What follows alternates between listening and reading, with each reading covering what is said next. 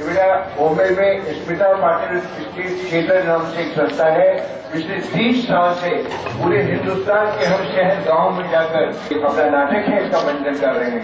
मैं सभी कलाकारों का स्वागत करता हूं और उन्हें आमंत्रित करता हूं कि वो स्टेज पर आए।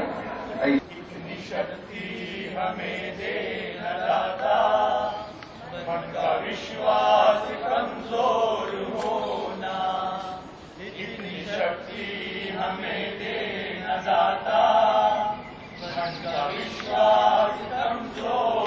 भरतपुर साथ ही साथ आईपास की ओर से आप तमाम लोगों का स्वागत करता हूं। जिस तरह की आप जानते हैं, अभी दर्शक साहब ने बताया कि हम यहाँ पर नुक्कड़ नाटक करने के लिए 3 दिन के दौरे पर आए हैं। हर जगह पर हम 2 नुक्कड़ नाटक करेंगे। पहला नुक्कड़ नाटक साक्षरता पर होगा और दूसरा नुक्कड़ नाटक व्यसन मुक्ति पर होगा, यानी कि नशे के खिलाफ और ड्रग्स के मुताबिक होगा। तो चलिए सबसे पहले हम नुक्कड़ नाटक शुरू करें जिसका नाम है संदेश। आज से कई साल पहले हमारे देश के नेताओं ने एक लड़ाई लड़ी थी और वो लड़ाई इस देश को आजाद कराने के लिए थी, इस देश के लाल किले पर तिरंगा झंडा लहराने के लिए थी। लेकिन आज आजादी के इतने साल बाद भी हम गरीब हिंदुस्तानियों के जीवन में तकलीफें ही तकलीफें हैं, समस्याएं ही समस्याएं हैं, प्रॉब्लम्स ही प्रॉब्लम्स है। कहीं पे राशन का प्रॉब्लम तो कहीं पे तेल का प्रॉब्लम, कहीं पे बस का प्रॉब्लम तो कहीं पे ट्रेन का प्रॉब्लम, कहीं पे स्टैचू का प्रॉब्लम तो कहीं पे नेम का प्रॉब्लम। ये सारे प्रॉब्लम जो हमारे बीच है इनका तो हम सामना कर सकते हैं, इनसे तो हम लड़ सकते हैं। लेकिन आजादी के इतने सालों में जो चीज श्रीवास्तव एक अनपढ़ है, निरक्षर है, उसकी वाइफ घर घर जाकर लोगों को पढ़ाती है। आइए चल के देखते हैं आगे। नाटक संदेश।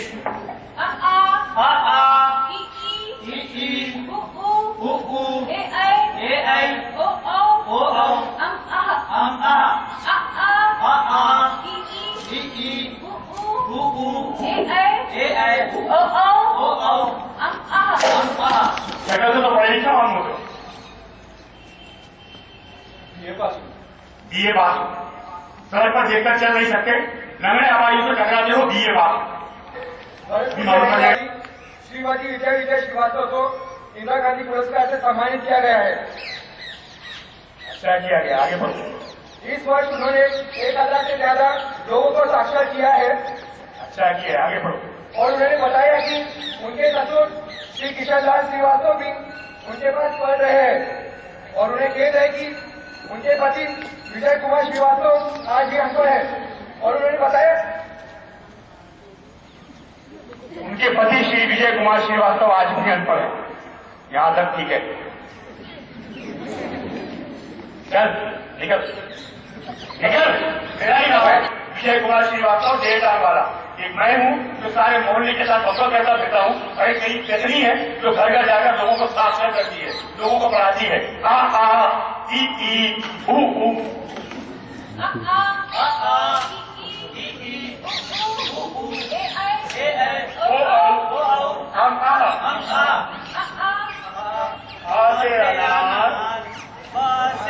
बंदर जैसे जंगल, माँ से मंगल, पार से पतंग, का से चीकर। दादाजी का से चीकर नहीं, का से कीचड़। वही तो कह रहा हूँ, का से चीकर,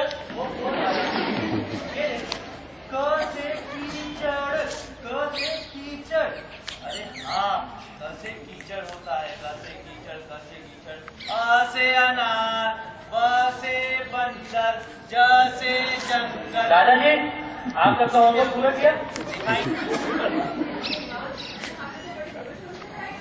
मम्मी दादाजी ना अभी आए पढ़ने, सारा दिन घूम रहे थे।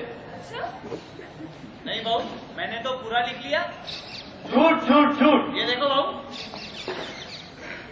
अरे हाँ, इन्होंने तो पूरा लिख लिया।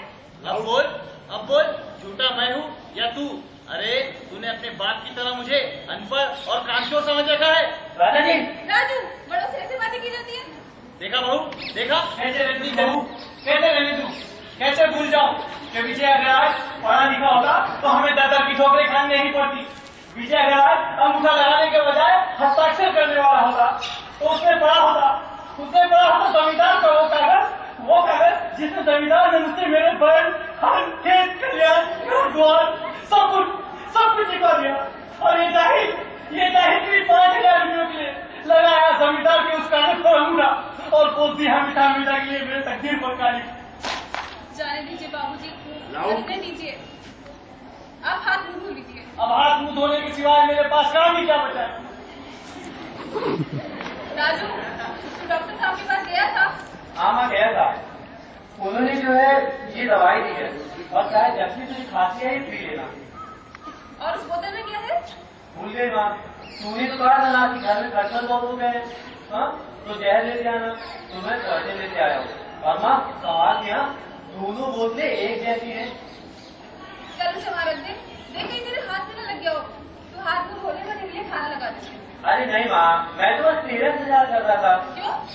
अरे वो माँ, मेरे कॉलेज में आज रक्तदान शिविर है, उसमें मैंने भी हिस्सा लिया है। चल माँ, मुझे आपकी बात की। भगवान तेरी रक्षा करे। और हम तुम्हारे भगवान की रक्षा करेंगे। आ गया, कहाँ के साथ? विद्या, ये हिंदुस्तान है और हिंदुस्तान में सवाल पूछने का हक सिर्फ पति को होता है, पत्नी को नहीं। वो जमाना गया, ये नया दौर है। ये नया दौर है, ये नया दौर है। शायद इसीलिए इस नए दौर की पत्नियां साहिबाला अपने पति का अपमान करती हैं। क्या मैंने अपमान किया है? वो भी तुम्हारा? कौन कहता है? ये अखबार जिसमें तुमने समाजदारों से कहा है कि तुम्हें मेरे अनपढ़ होने का दुख है, ये मेरा अपमान नहीं और क्या है विद्या? ये अपमान नहीं विजय, सच है। इस सच को झुटलाया भी तो जा सकता था, इस सच को झुटलाया भी तो जा सकता था।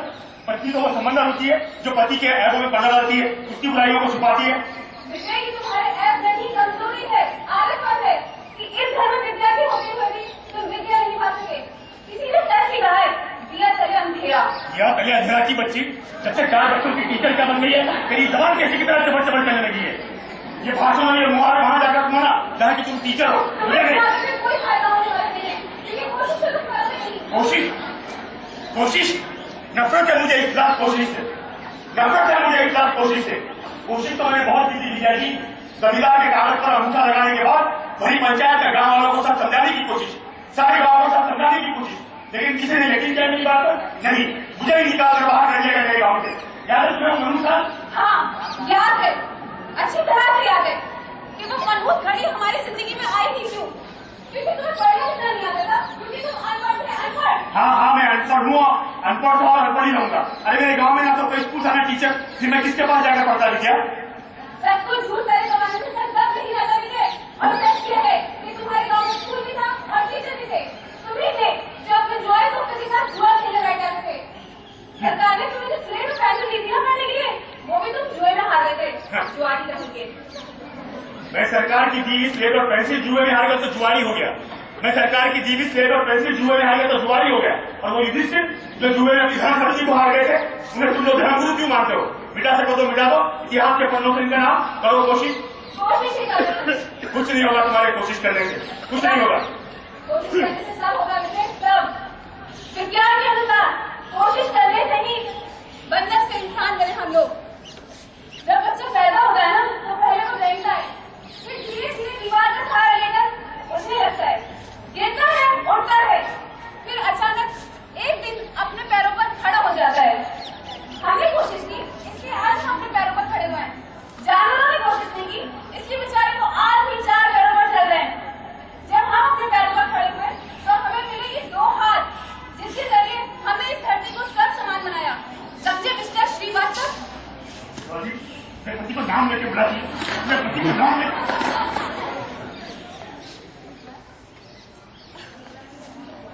मुझे समझने की कोशिश करो विजय। मेरा नाम अफसाने सका, ये तुम्हें इस बात की खुशी नहीं हुई? विजय, कल तक मैं सिर्फ विद्या थी, आज विद्या विजय श्रीवास्तव हूँ। सारा मोहल्ला मुझे तुम्हारी पत्नी के नाम से जानता है। सारा मोहल्ला मुझे तुम्हारे पति के नाम से नहीं। विद्या, जानती हो, जब तुम घर से बाहर निकलती हो तो लोग कहते हैं वो जा रही विद्या जी टीचर। और जब मैं घर से बाहर निकलता हूँ तो लोग कहते हैं वो जा रहा है विद्या का लंगड़ा पति। दुनिया मेरे नाम से तुम्हें नहीं विद्या, बल्कि तुम्हारे नाम से मुझे जानती है। दुनिया नाम को नहीं विजय, काम को सलाम करती है। आगे तुम मेरे जख्मों पर नमक छिड़कने? मैं तेरे जख्मों पर नमक छिड़कने नहीं, बल्कि आप मुझे हकीकत बताने आए। और हकीकत यह है कि तेरे लाख मना करने के बावजूद भी विद्या तुझसे छुप छुप कर पढ़ती रही। आज इसकी पढ़ाई की वजह से ये क्या कर रहा है, मैं पढ़ रहा हूँ, तेरा बच्चा पढ़ रहा है और तू खुद पढ़ रहा है। लंगड़े समझ जा, सुधर जा। बहू समझाओ इस नालायक को, वरना किसी दिन मैं इसकी दूसरी टांग भी तोड़ दूंगा।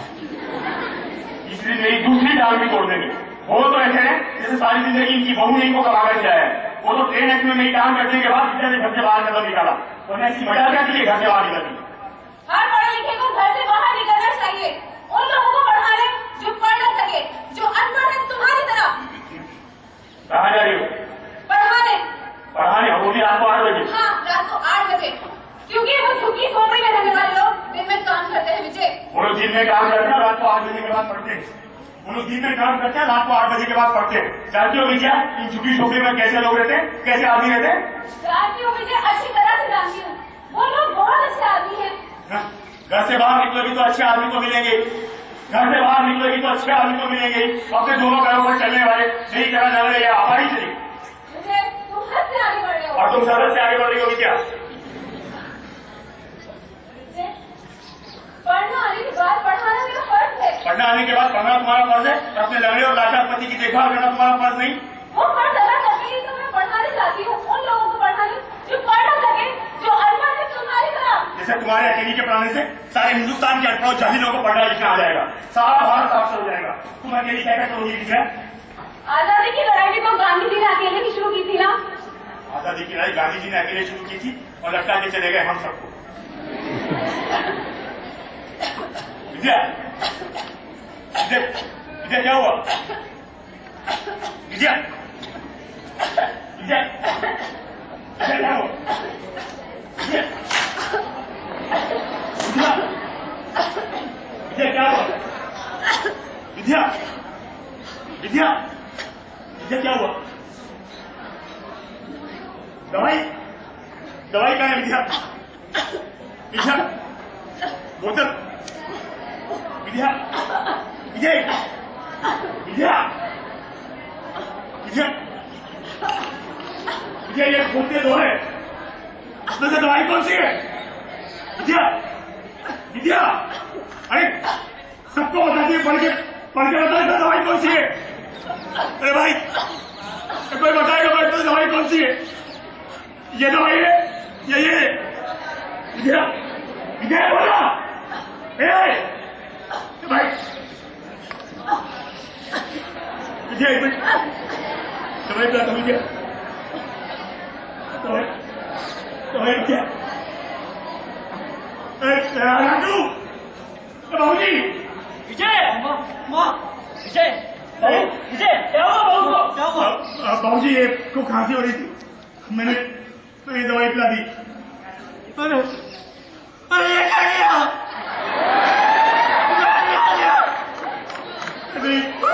मार डाला मेरी माँ को, अंकल कैसा? बाबू जी आ जाइए, एम्बुलेंस लेकर आइए। एम्बुलेंस नहीं आऊंगी, मैं जाने का वक्त आ गया है। ये क्या कह रही हो बहू? विजय, मुझसे इबादत करो। विजय नहीं, इस विद्या को कभी अकेले नहीं छोड़ोगे। विजय, बहू, विजय, विजय।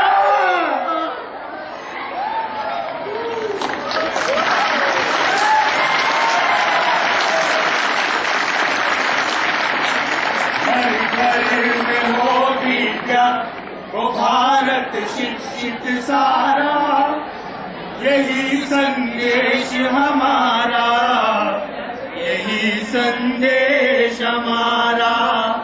हर घर में हो विद्या वो भारत शिक्षित सारा, यही संदेश हमारा, यही संदेश हमारा, यही संदेश